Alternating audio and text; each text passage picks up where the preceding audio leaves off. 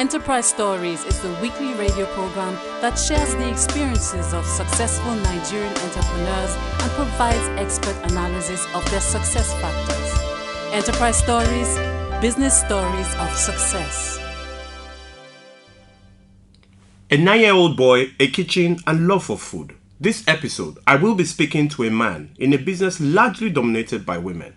Welcome to Enterprise Stories. My name is Olawale Anifowose, your host. We will be back after this short break with our teaching segment. When you are successful in your small business, as I am, people will always come to you. They want to know what you're doing differently, who your bankers are, and what kind of deals you are getting from them. Well, I'm happy to enjoy all the benefits of the SME Zero COT account from Stanbic IBTC Bank. My profit is up. But why? Because I get zero COT, unlimited turnover, no limit on check lodgement or withdrawals, free internet and telephone banking, as well as discount on training courses for small business owners. With special benefits like that on the SME Zero COT account from Stanbic IBTC Bank. Now, there is no reason why your business won't boom just like mine. Stanbic IBTC Bank, moving forward. Hello listeners, my name is Uba Owhotu, your faculty on today's edition of Enterprise Stories. Today we'll be going into the concluding part of our discussion around risk management. Last week we started with a discussion about how risks affect SMEs, and we talked about the ownership structure. We talked about businesses taking on too much debt, and we talked about the risk that comes around as a result of intense competition. Today we will continue that discussion. And the fourth factor that SMEs need to pay particular attention to, and which can pose significant risk to their businesses, is this area of high receivables. You sell goods on credit and people do not pay you back on time, as a result of which your cash flows are limited. And remember that cash is the lifeblood, is the lifeline of every business. And once a business is starved of cash, irrespective of how viable that business may be, it will be in significant trouble. So your ability to collect debt that is owed to you is critical. You must have an efficient system. Unfortunately, a lot of small businesses struggle with the collection of debts that are due to them. And one of the ways of managing this particular risk is you need to have a system and a framework. Not every customer must, off the bat, qualify for credit. They must earn your trust. They must have developed a track record of promptly fulfilling their obligations on a timely basis before they will qualify for credit. That is one way of managing receivables. The next point, ladies and gentlemen, the poor use of technology. A lot of businesses are under tremendous risk of failure today because they have not embraced the advantages and the efficiencies that come with technology. Technology can be something as basic as a website. It is nowadays, in this technological age, it is very easy to transact business via the internet. You can have a virtual store. You can have an online business. A lot of businesses have recorded tremendous success just because they have embraced technology. Technology will also help you to deliver products and services in a timely and a more efficient manner. Number 6, ladies and gentlemen, another risk that small business face is the high degree of employee turnover. It is very difficult to build a viable business if every month or the other you are having to replace staff and have to go through the entire process of retraining and remotivating and attracting and retaining high quality human capital. So one of the ways you deal with this is let there be clarity in terms of a job description. Go use your best efforts to ensure that it is only qualified people you hire to come into your business, or even if they don't have the qualifications, if they are trainable, then you invest the time, the effort, and the energy in building them up. Give them a remuneration package that is attractive. Even if you cannot afford to pay the highest salaries, give them a sense of belonging. Give them a clear career path. Let them be able to see that as this business grows, they are growing with the business. Show them that they are stakeholders in the same business. Finally, ladies and gentlemen, another significant issue, another significant risk factor is that of government policy. Unfortunately, the SME sectors from time to time are at the brunt. They bear the brunt of certain government policies that are not helpful to them. Now, one of the ways you can get around this, ladies and gentlemen, is for there to be clarity about your vision, for there to be clarity about the service that you render or the product you manufacture. Make sure that you are adding value. Make sure that your product or service is meeting a need. Make sure that it is solving a problem. Now, if you have the aggregation of those three, in spite of the challenges of the macro economy, in spite of the challenges of government policy, there will always be strong demand for a qualitative product or qualitative services. Ladies and gentlemen, I thank you for your attention, and I look forward to being with you sometime soon. Thank you. My brother, you see, for this our import and export business, not be who go China pass 9 be the issue. Now who you dey follow talk 9 matter, who you dey follow talk as how? The expert then we sabi the business of import and export in total. People like Stanbic IBTC Bank. Stanbic IBTC? Nah, person name be that. Stanbic IBTC Bank na my bank, and then sabi my business well. Announcing the arrival of Flight 220 from China. Doing business in China? Come, let's talk about how our expertise and understanding of the import and export business will help you grow and trade smarter. With Stanbic IBTC Bank, you have access to import and export trade finance, letters of credit, telegraphic transfer, bills for collection, and other well-tailored trade advice that moves you forward. For more information, visit www.stanbicibtc.com or call our number 0700 2255 782 6242. Stanbic IBTC, moving forward. Welcome back to Enterprise Stories. In the studio with us today is a very interesting guest that will be sharing his story with us. Mr. Uba Owhotu is the CEO of Ublicious Catering. You're welcome to Enterprise Stories. Thank you, Wally. Okay, so let's dive straight into the story. How did Ublicious all start? Ublicious, my story, my pet, started when I was about 9 years old. I've been cooking for a very long time, and the first time people around me realized I had the skill was when I was 9 years old. I'd been fond of being around the kitchen, being around my mom, going with her shopping to the market because nobody else wanted to do that. It would take 3 hours to go to the market, pick up things and come back. And then everyone else won't be happy about that. But I was the only one that would follow her to the market and, ask questions. Why are you picking this over this? Why are we paying so little for this? The lady said 500, you want 200. And then I asked a lot of questions and developed an interest just being around food and working with food. And that's how my story started. Some people will call it a bit of an error, but later in life I realized I had picked up so many skills that people would have to pay very good money for at an institution, and I decided to ride with that up until this point. Okay, now in doing your business, in starting it as a business, what you basically said now, it started as a hobby. Yes. At what point did it all change and you then went and took it to the next level? Okay, like I said, at home I was familiar with everything about the kitchen and working with food from the age of about 9 and all.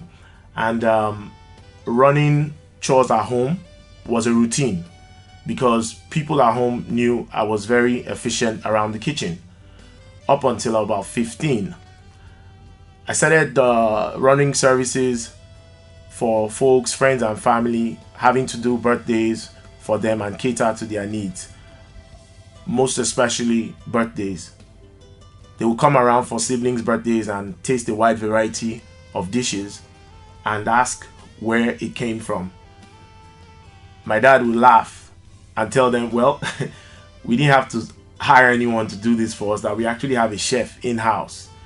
And they would ask that, they would say, are you serious? And they would say, yes, that we have a chef in-house. Uba has always been the person to take care of our our meals and stomachs for a while and all. And then people were always fascinated about that, and they always ask questions. How did it all start? And I told them a bit of what I did know. So at that point, they asked questions about how it started. They were interested. They tasted what I put forward, and they were ready to pay good money to have that same spread at their own occasion, no matter how small. And from that point, I knew this might end up being a business. Okay, so can you share a story with us of the first check that you got, the first job you did, the first check you got for Ublicious, and how you felt when that happened? Okay, a friend of my dad came around to the house. It was my dad's birthday, and once again, I did my thing. And everybody that came really loved it. So his friend said I should try and meet up with him. He has something for me. I did meet up with him, and he asked me if I'll be able to supply a few food and beverages for his event. I said fine. The food, yes. The beverages, I really don't have the machinery on ground for that. So he said fine. We already know about the food side. Perfect. And then he said, okay, tell me what it will take to feed 100 people Sunday at my place. We want continental, we want Chinese, and we want a bit of Africana. And I went back home. I told him I'll get back to him. I went back home, did a quote, double-checked my costings, made sure I was going to make something, a bit on it. And I went back to his office and I gave him the print. And he said, fine. Wrote me a check in my name, because then I hadn't registered my company. I was just doing it as Uba Owhotu. And then he wrote me a check, and I was like, wow, serious. So he paid market value for the services that I rendered for him, because he had insight. He knew what I was made of, and he knew I could deliver, and he trusted me and decided that, okay, I'll give you a foot in the door. Give it all you got. People are going to be there, and from there other things can happen. And I learned a lot from that job. I delivered it. I was happy about the check. I got paid. I made my first profit. And from there, I got referrals, and that's how I've been rolling till now. Okay, if you're just joining us on Enterprise Stories, we're talking with Uba Owhotu, the CEO of Ublicious Catering, and he's been sharing the story of how it all started. Uba, Ublicious is now about 5 years old, and you have recorded some very interesting progress so far and success. Now, how many staff do you have that work with you full-time at Ublicious Catering? Thank you. Initially, I was the one doing a lot of the chores, but now I can say I have 10 permanent staff, full-time staff. They're paid salaries. I have 3 staff that I trained personally, because employment was a problem. I couldn't get the right hands to deliver that quality that people have always known me for. So I have 10 full staff, 3 hands trained by me. They are chefs in different aspects of the cuisine that we offer, and then we also have a driver and a cleaner, and make up 10 permanent staff. Okay, can you sorry to cut you short, but I just wanted to get a sense as to these 10 people you have. How have you been able to manage them to be able to meet up with the vision that you have? Yes, the management part of it started from sharing my vision for the company with them, and I realized the moment I did that, I was on the right path. They understood what was expected of them, and they understood what was expected of me. I trained them to perfection for a start. I didn't bother trying to hire hands, because my own concept of what I do is highly creative. So once I'm able to create something, I should be able to put it on the market for people to have a feel of. And I'd rather train my staff to achieve that. So I've been able to manage them well, make sure they're not overburdened with work. Festive periods is when we're very busy. I work out a shift, employ more contract staff to give time for the permanent staff to have a rest. And that has all contributed to their performance in the long run. Now, you were sharing with me before we came on air some of the interesting names you've given to some of your dishes. Snow white rice and 7 meatballs. Where do you get the inspiration for some of these names from? Wow. Great question, Wally. Truth is, when something is in it, what that means is a big part of you. And I could look at a painting, I could watch a movie, anything. Once it crosses my mind, I can build a recipe off that, whatever idea I have. It could be a story. I like to work with themed, I like to work with food and create a theme out of it, or think of a theme and create a dish out of it. So that inspires and that drives my creativity, knowing that I have to deliver something on a plate or a platter. So that's where most of those names come from. And at the end of the day, what we replicate on the plate, you can actually understand why those names are there. Snow White rice, 7 meatballs. We have the Caribbean coconut rice and beef commodore. We have I would like to try that one. no problem. Then we have the goat meat pie. We're the only ones who do it. Goat meat pie. People hear the names of what we do and they're like, wow, that's the first. Yeah. So we're the ones that do that. So no, that's all very interesting. But let's talk about some more not so interesting things.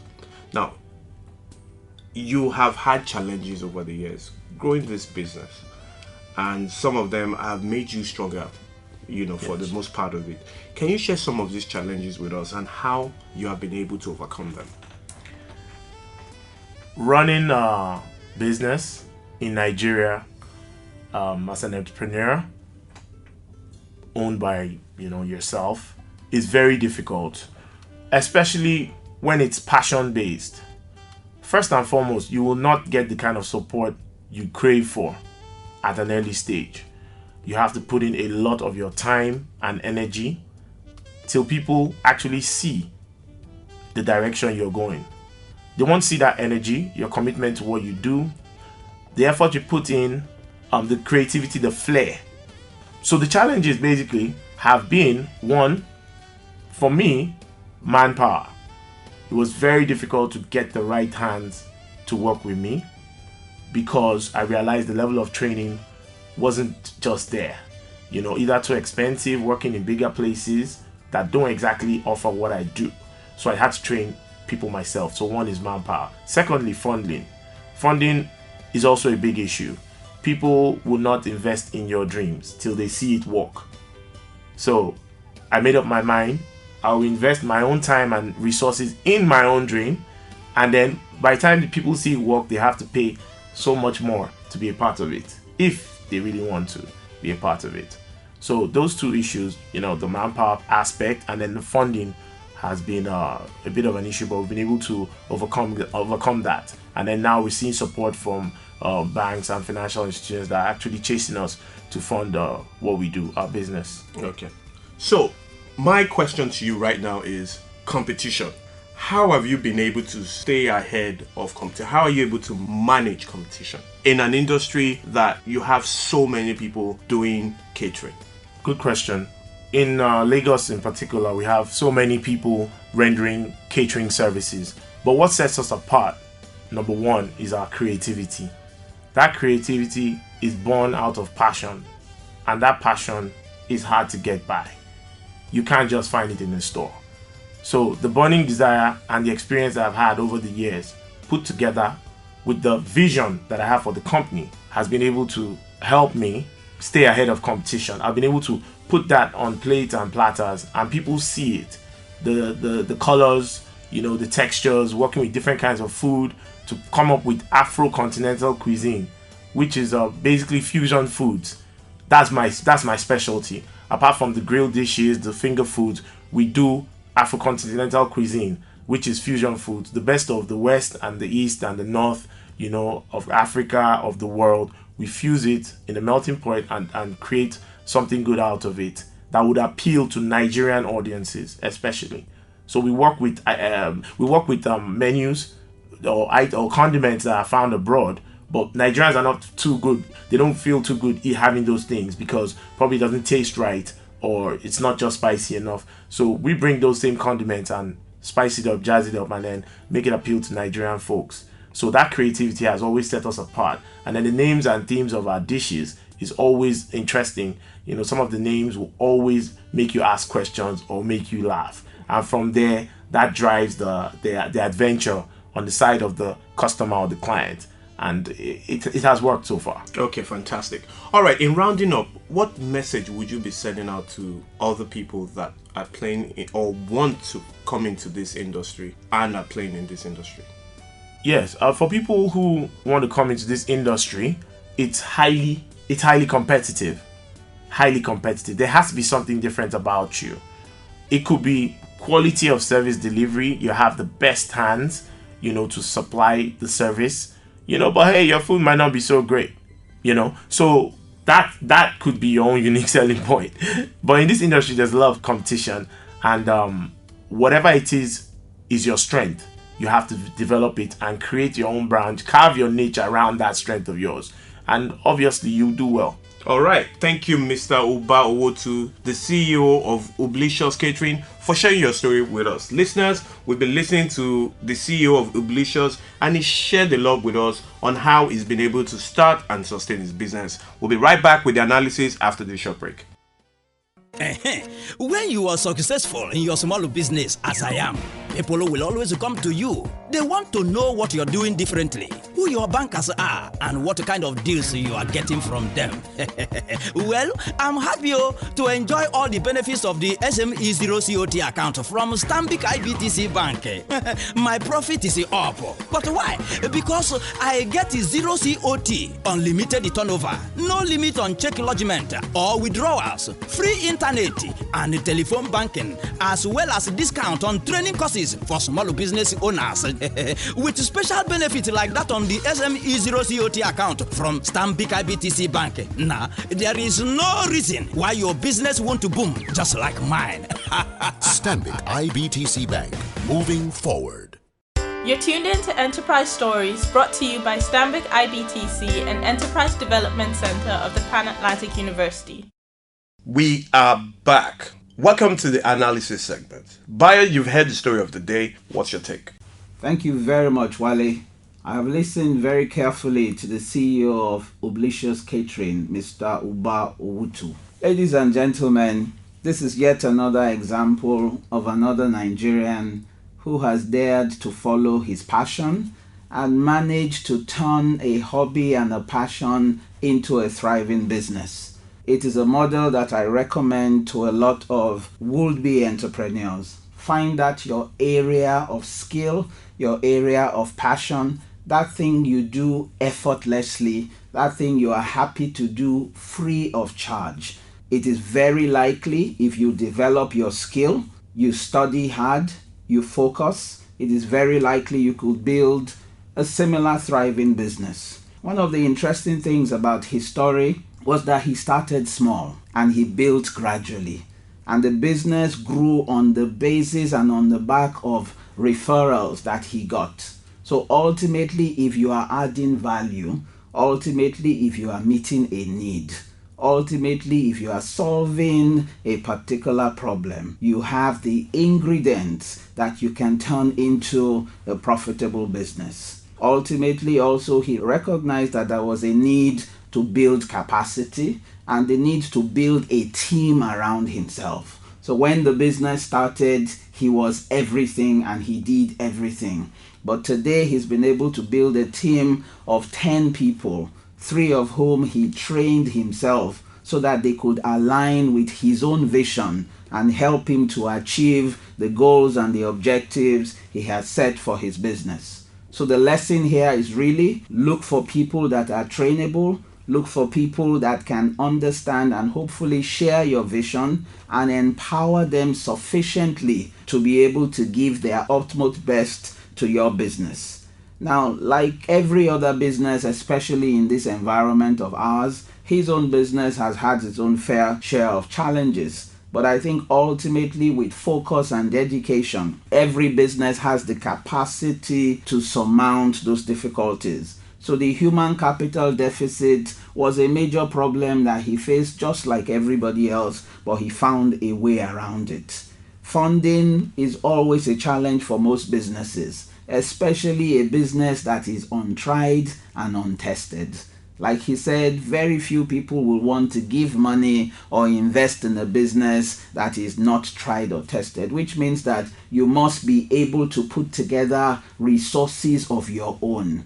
your little savings, some contribution from family and friends. The combination of those two will typically be the basis upon which a small business will start. So start with what you have. 1,000 naira, 10,000 naira, whatever you have, it is enough to start, and just take one step after the other. The critical thing is, by all means, think big, have a huge vision, but be willing to start small. By way of general advice to Oblicious Catering, I think that he must develop a long-term plan, 5 years, 10 years. Inside of that plan, he must be looking at things like business expansion. How does he take his business to the different parts, the cities and towns of Nigeria? How does he take the business into the rest of Africa and ultimately the rest of the world? What are the strategies for doing that? Franchising is a way. How does he package his products and his services and get them into the large supermarkets that exist across the length and the breadth of Nigeria? How is he able to build capacity? So he must be looking at establishing some kind of a training facility, a training academy, where would be chefs and caterers and all of these people can come somewhere and benefit from his own experience. So he can share his strategies with them. He can share his difficulties and challenges, and also inspire the next generation of entrepreneurs who are looking to focus on the business of providing high quality food. So clearly there is a lot to do, and he is definitely on his way, and it is a business I'm sure on Enterprise Stories will be watching and be keeping tabs on. Once again, ladies and gentlemen, I thank you for your attention. Thank you, Bayo, for your analysis. Indeed, this is truly an inspiring story, and one we'll keep an eye on Enterprise Stories. Listeners, we've come to the end of this week's episode. Until next week, when we'll bring another enterprising story your way, stay enterprising and stay blessed. Join Enterprise Development Center of the Pan-Atlantic University, formerly known as the Pan-African University, as we celebrate 10 years of entrepreneurship development in Nigeria. For questions and comments, please email edc@pau.edu.ng or log on to Enterprise Stories on nigeria.sma2kit.org for useful resources and articles to help grow your business.